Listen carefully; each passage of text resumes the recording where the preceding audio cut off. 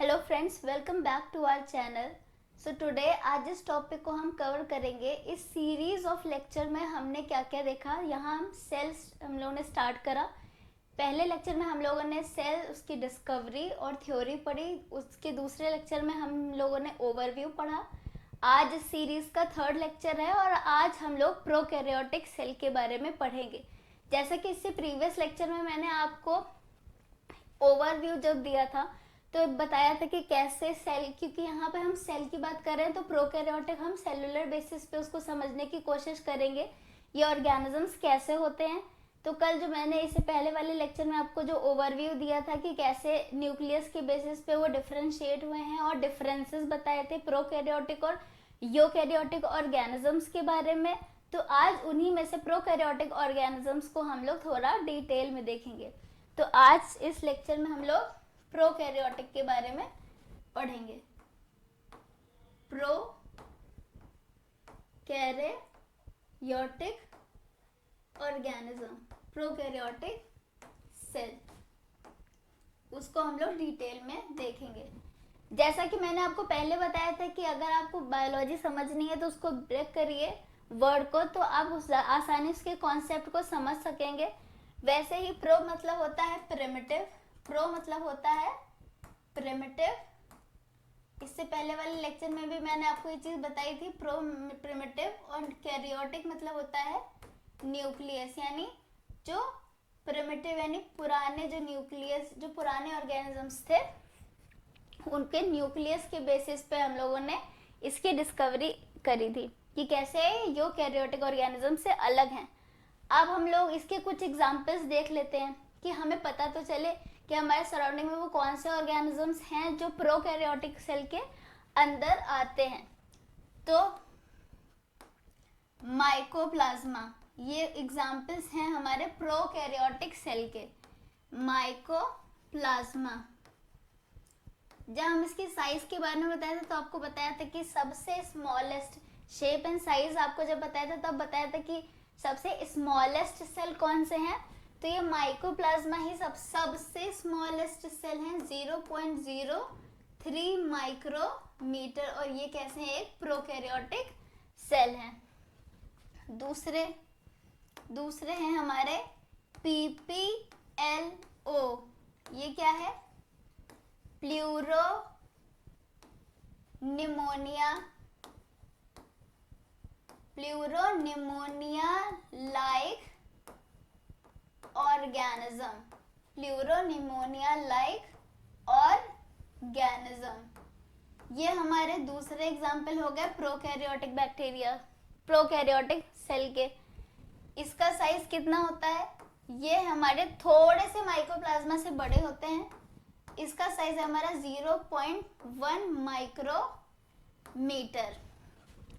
और क्या एग्जाम्पल्स है हमारे, एक हमारा माइकोप्लाज्मा हो गया, दूसरा हमारा PPL हो गया, तीसरे हमारे बैक्टीरिया हैं। क्या है, बैक्टीरिया। बैक्टीरिया भी किसके अंदर आते हैं, प्रोकैरियोटिक सेल। वो तो जो माइकोप्लाज्मा है उसका सेल कैसा होता है, प्रोकैरियोटिक। PPLO है उसका भी प्रोकैरियोटिक, बैक्टीरिया का भी प्रोकैरियोटिक। इसका डिफर करता है 3 माइक्रोमीटर टू 5 माइक्रोमीटर।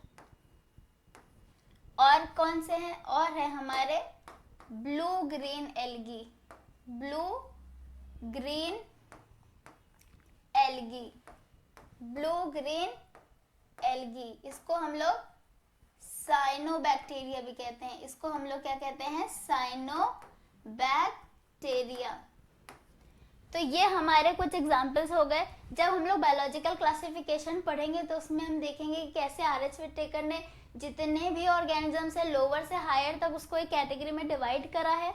तो जब उसको हम डिटेल में पढ़ेंगे तो देखेंगे जो सबसे लोअर ऑर्गेनिजम्स थे वो सारे मोनेरा की कैटेगरी में आते थे। तो मोनेरा की कैटेगरी में डिफरेंशिएट ही इसी बेसिस पे किया था, क्योंकि जितने भी मोनेरन्स थे वो सभी प्रोकैरियोटिक सेल थे। और ये हैं उनके एग्जाम्पल, माइकोप्लाज्मा जो सबसे छोटा सेल है, फिर PPLO जिससे थोड़ा बड़ा है, pleuropneumonia like organism, then bacteria and blue green algae जिसको हम लोग साइनोबैक्टीरिया भी कहते हैं। जैसे कि हमने आपको बताया था कि हम जो सेल, हम सभी ऑर्गेनिजम्स सेल के बने हुए हैं, तब भी हम जब अपने इन्वायरमेंट में, अपने सराउंडिंग्स में देखते हैं, हम देखते हैं कि हम कितने अलग हैं। हम सभी ऑर्गेनिजम्स जो लिविंग हैं सेल की वजह से, वो सभी एक दूसरे से कितने अलग है, उसका भी हम लोग ने आंसर जब सेल पढ़ा था तब स्टार्टिंग के लेक्चर में हम लोग ने ये चीज़ देखी थी। क्यों डिफर है? क्योंकि वो सेल एक दूसरे से अलग है, हम ऑर्गेनिज्म एक दूसरे से अलग इसीलिए हो पाए हैं क्योंकि हमारे अंदर शेप, जो उसकी शेप और साइज और उसकी एक्टिविटी है, इसके बेसिस पे ये डिफरेंशिएट हुए हैं। तो वैसे ही जो प्रोकैरियोटिक सेल है, वैसे तो इसके अंदर का एनवायरनमेंट सिमिलर ही होता है, इसके बाद भी इनके शेप के में चेंज होने की वजह से प्रोकैरियोटिक सेल के अंदर भी बहुत डाइवर्सिटी है ऑर्गेनिज्म में। यानी प्रोकैरियोटिक सेल के जो भी ऑर्गेनिजम्स है, जो हम एग्जाम्पल्स यहाँ पे देख रहे हैं, उनके अंदर भी बहुत सारी डाइवर्सिटी है। तो उसको भी हम लोग देखते हैं कि कैसे शेप के बेसिस पे ऑर्गेनिजम्स कैटेगराइज हुए हैं। तो on the basis of shape, जो बैक्टीरिया है उनको 4 पार्ट में कैटेगराइज किया गया है। उनको 4 पार्ट में कैटेगराइज किया गया है।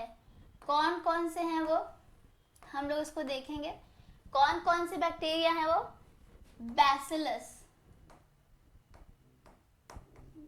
बैसिलस, दूसरा है हमारा कोकस, तीसरा है हमारा विब्रियो और चौथा है हमारा स्पाइरलियम।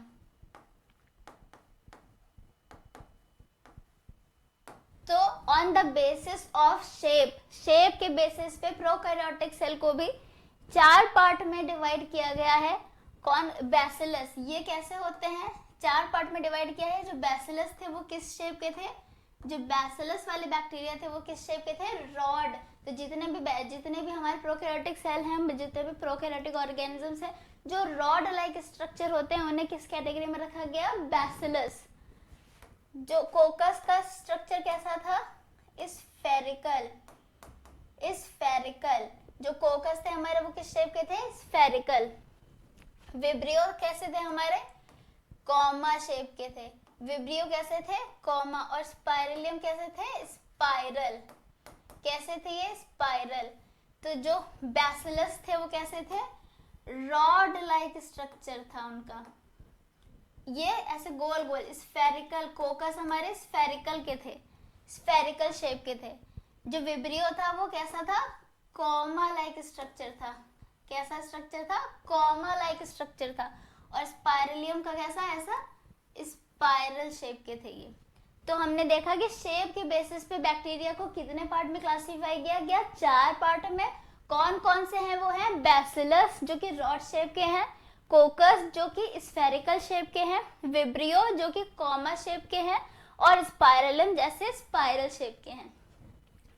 अब जैसे हम लोग, ये एनसीईआरटी की लाइन है कि हम लोग सोचते हैं कि प्रोकैरियोटिक ऑर्गेनिजम्स हैं जिसके अंदर न्यूक्लियस भी वेल डिफाइंड नहीं है, न्यूक्लियोइड प्रेजेंट होता है, तो फिर ये तो इसका डिवीजन का रेट कैसा होगा? तो कि लेकिन इस जो प्रोकैरियोटिक ऑर्गेनिजम्स है भले ही प्रिमिटिव है इसके बाद भी, लेकिन इसके अंदर जो डिवीजन का रेट है वो बहुत ही फास्ट होता है। जो भी हमारे प्रोकैरियोटिक ऑर्गेनिजम्स हैं उनका डिवीजन कैसा होता है? जितने भी प्रोकैरियोटिक ऑर्गेनिज्म हैं उनका डिवीजन कैसा होता है? रैपिड डिवीजन होता है। ये बहुत ही रैपिडली डिवाइड करते हैं। जब हम लोगों ने प्रोकैरियोटिक और यूकैरियोटिक ऑर्गेनिज्म का डिफरेंस देखा था, तब हम लोगों ने देखा था कि बैक्टीरियंस जो थे वो कैसे डिवाइड कर रहे थे? By the mode of binary fission.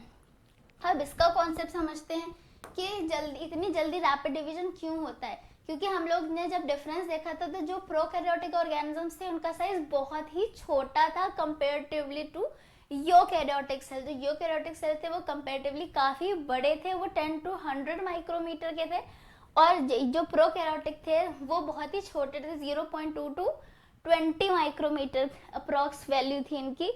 तो छोटे होने की वजह से आप खुद लॉजिकली सोचिए, जितने भी छोटे सेल होंगे तो वो तुरंत जल्दी डिवाइड हो जाएंगे। ये बड़े होंगे तो इनको टूटने में, क्योंकि इनका सरफेस एरिया भी ज़्यादा होगा, इनको टूटने में टाइम लगेगा। उसी जगह जो छोटे छोटे हैं वो जल्दी ब्रेक हो जाएंगे। इसी वजह से जो बैक्टीरियंस थे उनका डिवीजन कैसा था, रैपिड था। तो यहाँ तक हम लोगों ने बैक्टीरिया के एग्जाम्पल्स देख लिए, उनके शेप के बेसिस पे कैसे उन्हें कैटेगराइज किया ये देख लिया। अब नेक्स्ट हम लोग प्रोकैरियोटिक सेल को थोड़ा डिटेल में समझते हैं कि प्रोकैरियोटिक सेल कैसी थी हमारी। तो हम लोगों ने जब सेल का ओवरव्यू लिया था तो क्या देखा था कि सेल में क्या क्या प्रेजेंट होता है। सेल के अंदर सेल ऊपर एक सेल मेम्ब्रेन प्रेजेंट होती है। हमने देखा था कि कुछ ऑर्गेनिज्म में सेल वॉल प्रेजेंट थे, कुछ में नहीं।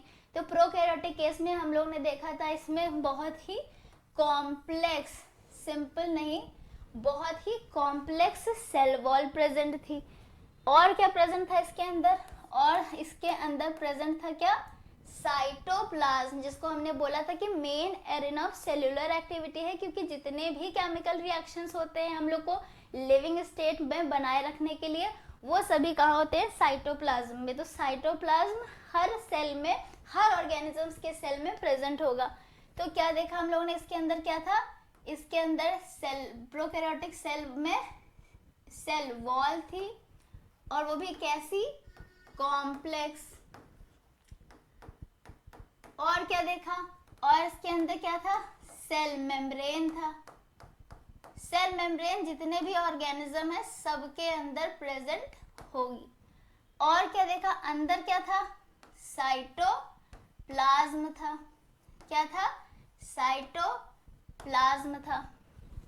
और क्या देखा हम लोगों ने, प्रोकैरियोटिक जिसकी वजह से वो इतने अलग हुए हैं, क्या प्रेजेंट था इसमें, जेनेटिक मटेरियल प्रेजेंट था। जेनेटिक मटेरियल प्रेजेंट था। और क्या प्रेजेंट था इसके अंदर, जेनेटिक मटेरियल प्रेजेंट था। कैसा था जेनेटिक मटेरियल, जैसे कि हम यूकैरियोटिक सेल को जब पढ़ते थे तो हमने देखा यूकैरियोटिक सेल में जो जेनेटिक मटेरियल था वो प्रॉपर एक न्यूक्लियस के अंदर था, उसके ऊपर भी न्यूक्लियर मेम्ब्रेन थी। लेकिन यहाँ पे प्रोकैरियोटिक सेल, यहाँ प्रोकैरियोट्स की बात कर रहे हैं, यहाँ हम लोग किसकी बात कर रहे हैं, प्रोकैरियोट्स की बात कर रहे हैं, जहाँ न्यूक्लियस, यहाँ न्यूक्लियस नहीं है, न्यूक्लियोइड है, यानी जेनेटिक मटेरियल कैसे है, नेकेड है। इसका मतलब क्या, इसका मतलब यहाँ कोई भी मेम्ब्रेन नहीं प्रेजेंट है, ये ऐसे ही प्रेजेंट है। इसके जेनेटिक मटेरियल के बारे में थोड़ा देखिए कि जो प्रोकैरियोटिक के अंदर जो जेनेटिक मटेरियल है वो इसमें क्या है, सर्कुलर डीएनए प्रेजेंट है। कैसा डीएनए प्रेजेंट है, जैसे कि जब ओवरव्यू से हम लोगों ने सेल का देखा था तो क्या देखा था कि सेल के अंदर क्या होता है, सेल होती है, उसके अंदर न्यूक्लियस होता है, न्यूक्लियस के अंदर क्रोमोसोम्स होते हैं, क्रोमोसोम्स के अंदर डीएनए होता है, और डीएनए क्या है हमारा, जेनेटिक मटेरियल। तो हम लोग यहाँ प्रोकैरियोट्स के केस में देखते हैं, प्रोकैरियोट्स के केस में जो जेनेटिक मटेरियल है वो हमारा उसमें कैसा डीएनए, क्रोमोसोम्स के अंदर डीएनए होता है, तो सर्कुलर डीएनए प्रेजेंट है। जितने भी प्रोकैरियोटिक सेल होंगे, जितने भी प्रोकैरियोटिक ऑर्गेनिजम्स होंगे, जो कि भाई हम लोगों ने उसके एग्जांपल्स देखे, उन सभी में सर्कुलर डीएनए प्रेजेंट होगा। जो यूकैरियोटिक ऑर्गेनिज्म होंगे उसमें लीनियर डीएनए प्रेजेंट होता है, लेकिन प्रोकैरियोट्स के केस में सर्कुलर डीएनए प्रेजेंट होता है, और सिंगल क्रोमोसोम प्रेजेंट होता है। क्या प्रेजेंट होता है, सिंगल क्रोमोसोम। क्या प्रेजेंट होता है, सिंगल क्रोमोसोम प्रेजेंट होता है।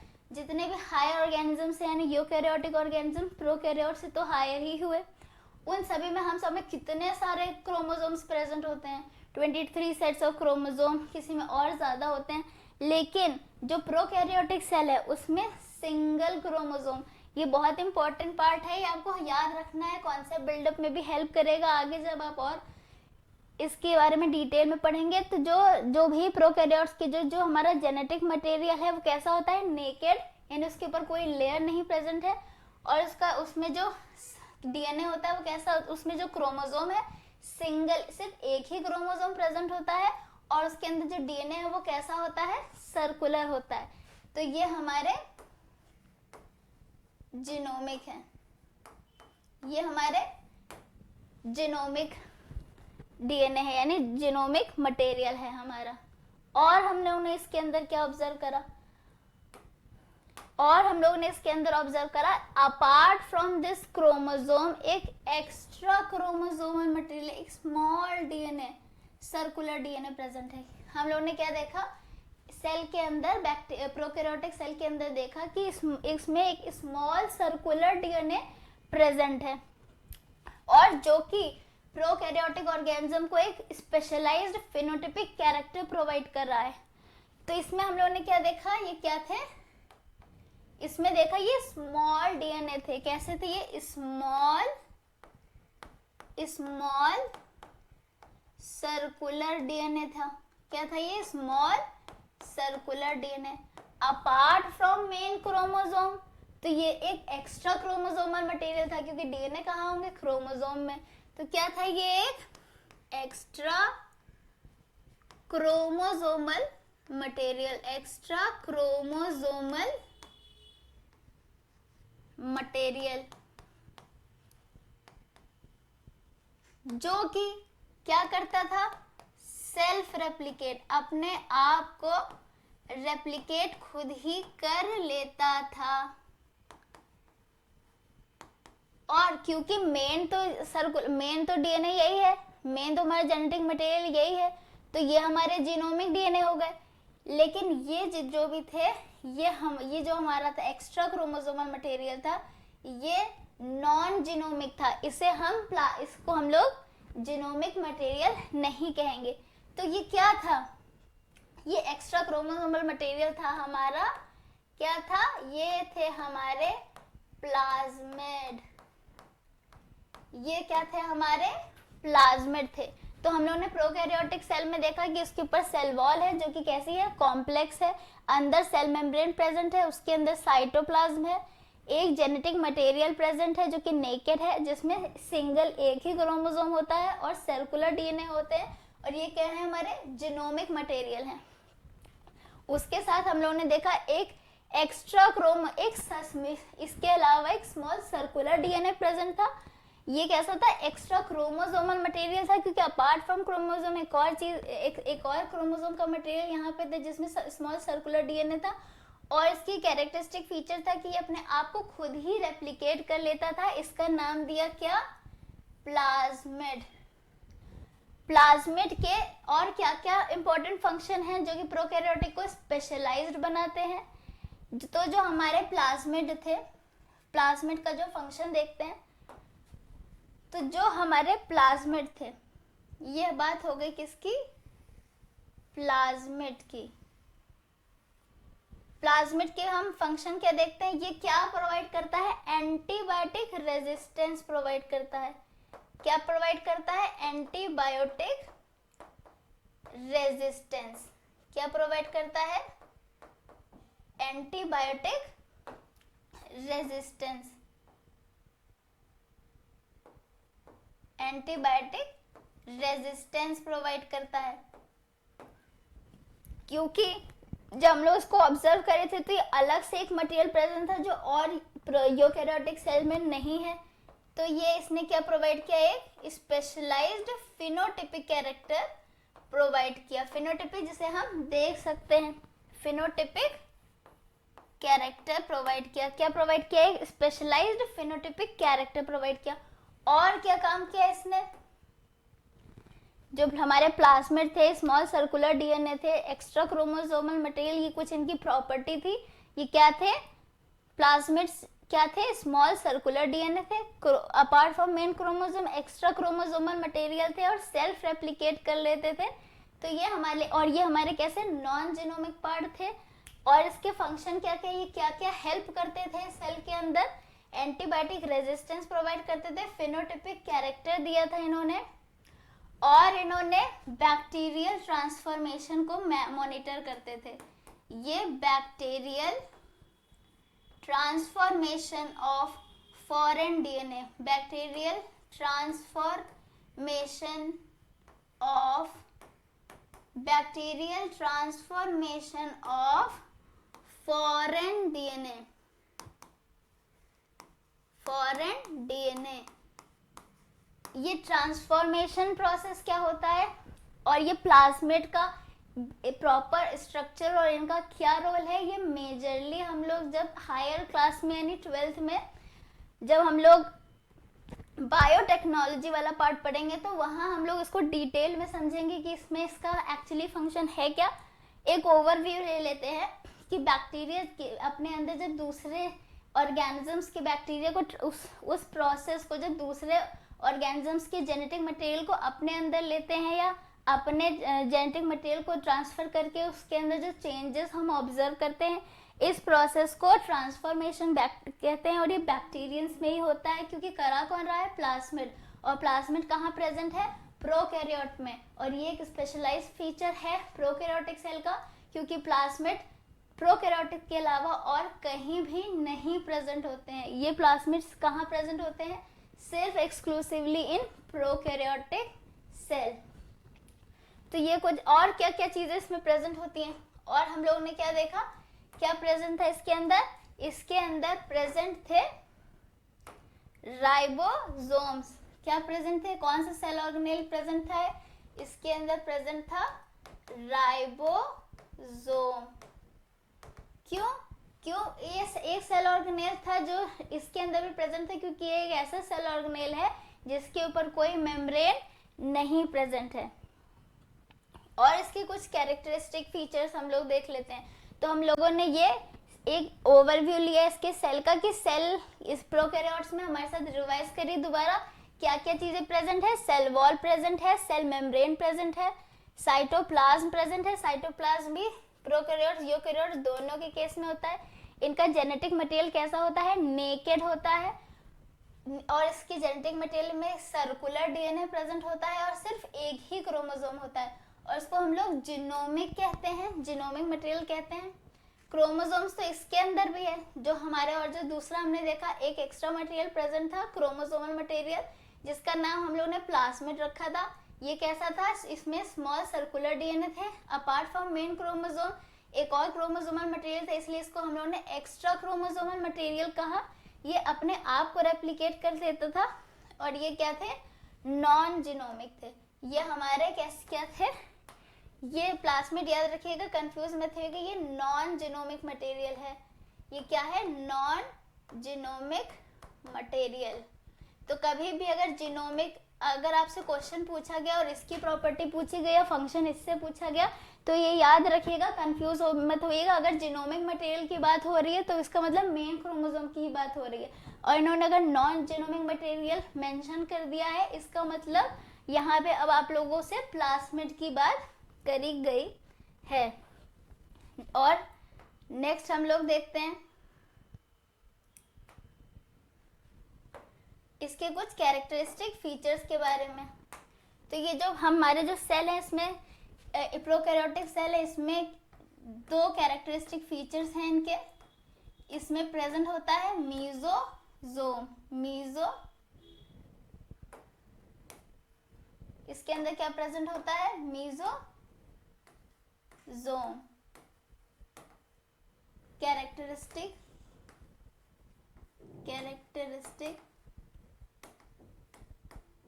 फीचर किसका, characteristic feature of prokaryotic cell. इसके अंदर क्या है, मीजोजोम्स है। और क्या प्रेजेंट होते हैं, इंक्लूजन बॉडीज,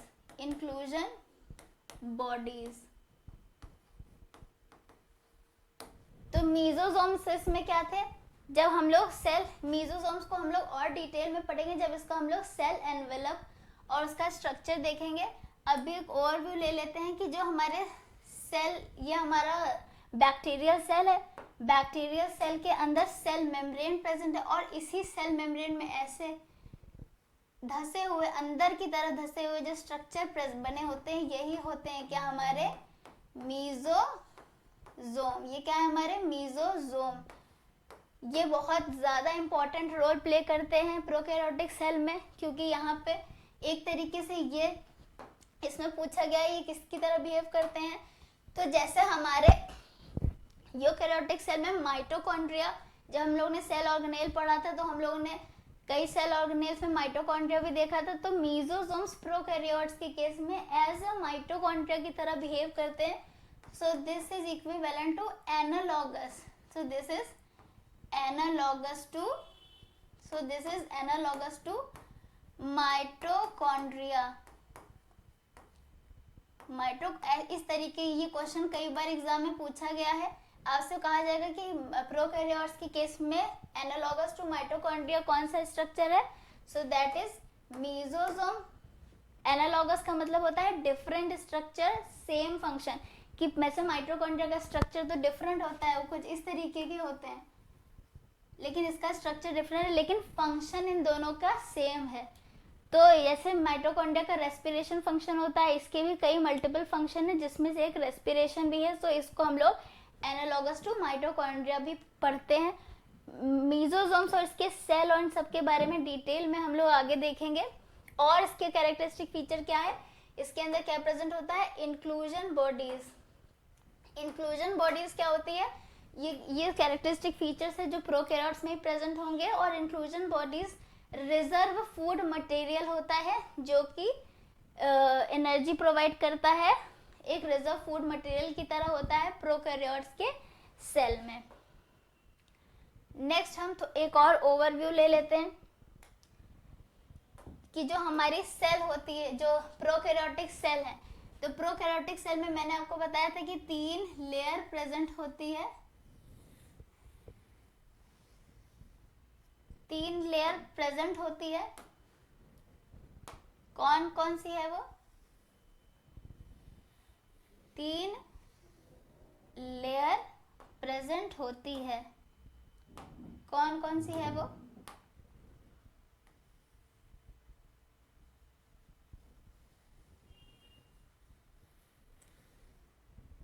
तो ये है हमारा कुछ, ये सेल, ये हमारा क्या है, सेल का स्ट्रक्चर है। सेल का क्या है, स्ट्रक्चर, कौन से, अभी यहाँ पे किसकी बात हो रही है, प्रोकैरियोटिक सेल की बात हो रही है। तो कि किसके सेल का स्ट्रक्चर है, प्रोकैरियोटिक सेल का स्ट्रक्चर है। इसमें हम क्या देखते हैं, इसमें जो आउटर लेयर है वो किसकी बनी हुई है, जो आउटर लेयर है वो किसकी बनी हुई है, ग्लाइकोकैलिक्स,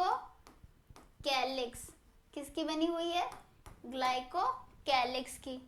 इसके अंदर जो दूसरी लेयर है वो किसकी बनी हुई है, सेल वॉल की। उसके अंदर जो लेयर है वो किसकी बनी हुई, क्या है वो, किसकी बनी हुई है, क्या है ये, प्लाज्मा या फिर सेल, प्लाज्मा या फिर cell membrane. Plasma membrane, cell membrane एक ही चीज है, इसके 2 नाम है, इसको प्लाज्मा मेम्ब्रेन भी कह सकते हैं और सेल मेम्ब्रेन भी कह सकते हैं।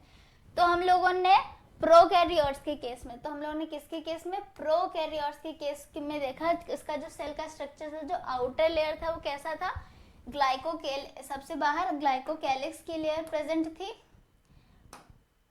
और ये जो ग्लाइकोकैलिक्स की लेयर है ये सब में नहीं प्रेजेंट होती है, कुछ में प्रेजेंट होती है और कुछ में एब्सेंट होती है। इसके बाद सेकेंड हमने देखा, सेकेंड नंबर पे क्या है, सेल वॉल है और उसके अंदर क्या प्रेजेंट है, प्लाज्मा मेम्ब्रेन। तो ग्लाइकोकैलिक्स किसी ऑर्गेनिजम्स, बैक्टीरियंस के केस में यानी प्रोकैरियोट्स के केस में किसी में प्रेजेंट होती है और किसी में एब्सेंट। जो सेल वॉल है, सेल वॉल कैसी है इसकी, हाईली कॉम्प्लेक्स। सेल वॉल बैक्टीरियंस की कैसी होती है, बहुत ही कॉम्प्लेक्स। तो जितने भी ऑर्गेनिजम्स हैं प्रोकैरियोट्स के केस में सब में सेल वॉल प्रेजेंट होती है, सब में सेल वॉल प्रेजेंट होती है एक्सेप्ट माइकोप्लाज्मा। तो ये भी बहुत इंपॉर्टेंट क्वेश्चन है, आपसे एक्सेप्शन के तौर उसमें पूछा जाएगा। तो माइकोप्लाज्मा, जैसे मैंने आपको स्टार्टिंग में एग्जांपल बताया था कि ये जो माइकोप्लाज्मा है वो प्रोकैरियोटिक सेल होती है इसमें। तो माइकोप्लाज्मा वो ऑर्गेनिजम्स हैं जो कि प्रोकैरियोट्स है। यही एक लौता ऐसा एग्जाम्पल है जिसमें सेल वॉल क्या होती है, सेल वॉल क्या होती है, एब्सेंट। क्या होती है, सेल वॉल एब्सेंट। बाकी जितने भी हमारे प्रोकैरियोटिक ऑर्गेनिजम्स हैं सब में सेल वॉल प्रेजेंट होगी एक्सेप्ट माइकोप्लाज्मा। और तीसरा लेयर है प्लाज्मा मेम्ब्रेन।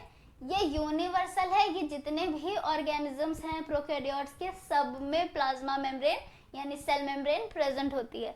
और इसमें ये आपसे क्वेश्चन इस तरीके से भी पूछा जाता है कि आउटर मोस्ट, ये एनसीईआरटी में ये लाइन दी हुई है, तो आपसे पूछा जाएगा अगर क्वेश्चन इस तरीके से फॉर्म हो सकता है कि जो कि इसका सीक्वेंस बताइए कि किस तरीके से ये अरेंज होती है, किस तरीके से सबसे पहले कौन सी लेयर होती है, फिर कौन सी लेयर प्रेजेंट है।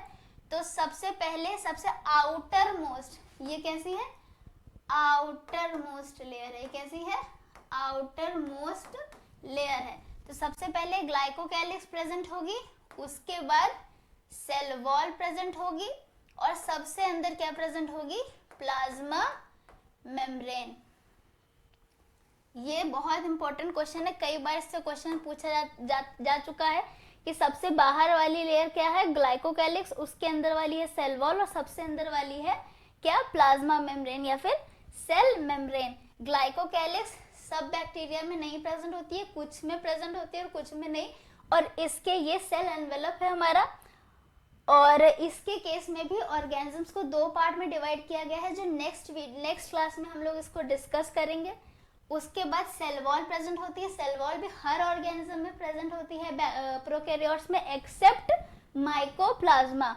और तीसरा है हमारा सबसे जो अंदर प्रेजेंट होती है वो है हमारी plasma membrane. Plasma membrane prokaryotes के हर ऑर्गेनिज्म में प्रेजेंट होती है।